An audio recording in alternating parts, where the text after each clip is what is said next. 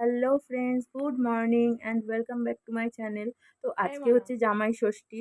আর ও আমরা যাব আজকে আমার মামার বাড়ি। ওই আমার ছোট মামা সবাইকে ইনভাইট করেছে, বলেছিলিস তো যেমন যে আমার মা, আজকে আমার হাতে বাবা, হাতে হেল্প করে মাসি, দিবি, এখনো মেসো, আমার ঘুমাচ্ছিস? বড় ওঠ, মামার মেয়ে, জামাই, আমরা কি সবাই এক জায়গায় হব, বুঝতেই পারছো উঠছি কতটা ঠুকছি আনন্দ। কিছু জানি না, আর তাড়াতাড়ি আমার তাড়াতাড়ি মনা তাড়াতাড়ি। কিন্তু আমাকে কালকে রাত্রিরে কটা বলেছিল বাজে যে মা, জানিস? সকাল সকাল উঠে তোমার হাতে হাতে আমি বাজে হেল্প মানে করব। সাড়ে কারণ নটা আমার বাজে। ওঠ বাড়িতে ওঠ যে ওঠ। বোনটা কাজ করে সে তো একটু ষষ্ঠী হাতে করতে হাতে কাজ গেছে, সে করে দে আসবে মনা, না। নাহলে কিন্তু আমি নিয়ে সেজন্য যাবো তা না তোকে দেখো, ও ষষ্ঠী পাঁচ করতে। মিনিট 5 মিনিট করে প্রায় 9:30 আমি কিন্তু বাজিয়ে দিল, ষষ্ঠী করতে এখনো নিয়ে যাবো ওটার না নাম তোকে। নেই। তো কি করব, যাই ঠিক এখন আছে, একটুখানি রেডি টেডি হয়ে নিই, একটু চা খাবো, তাড়াতাড়ি চলে আয়, তারপরে আমরা তাড়াতাড়ি চলে বেরিয়ে আয়। যাব।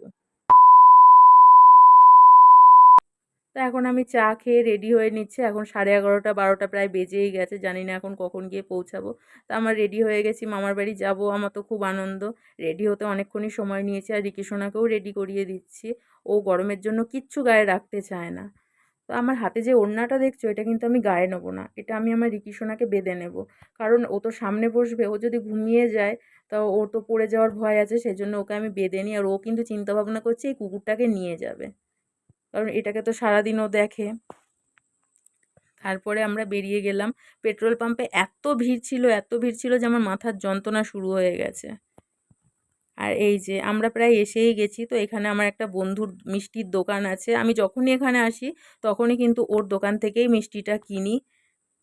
আর রিকি সোনা একটা ফুটি নিয়ে কি কাণ্ড করেছে জানো না, পুরো সারা গায়ে মেখে নিয়েছে। এসে দেখি আমার মায়ের তো প্রায় যোগাযন্ত্র রেডি, আর আমিও এসে তাড়াতাড়ি চেঞ্জ করে ওদের সঙ্গে হাতে হাতে সব কিছু করে দিতে লাগলাম। আর আজকে আমরা জানো তো ভাত খাই না, মানে যখন বাচ্চা কাচ্চা হয়ে যায় আমরা ভাত খাই না, এই ষষ্ঠীটা আমরা করি।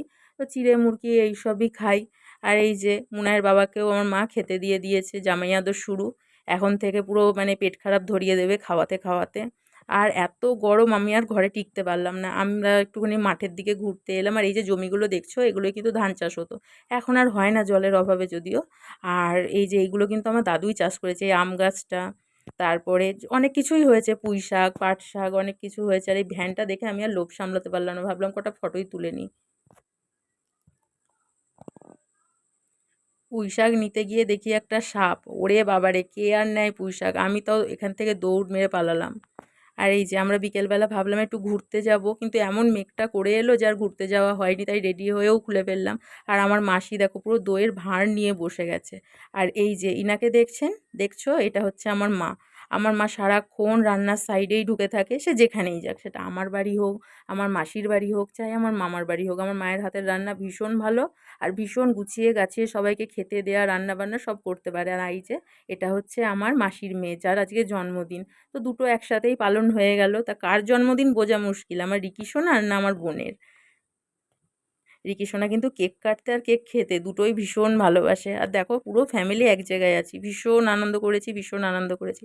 আর সত্যি কথা বলতে আনন্দের সময়গুলো যেন কেমনভাবে খুব তাড়াতাড়ি কেটে যায়।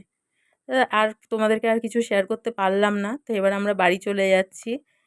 বাড়ি যাওয়ার সময় ভীষণই মন খারাপ হয়, সবাইকে ছেড়ে আসার মানে দুঃখটা তো তোমরা বুঝতেই পারছো। যাই হোক, কী করবো, এটাই তো আমাদের লাইফ, বাড়ি এসে আবার সেই একা একা। তো আজকের ভিডিওটা এই পর্যন্তই।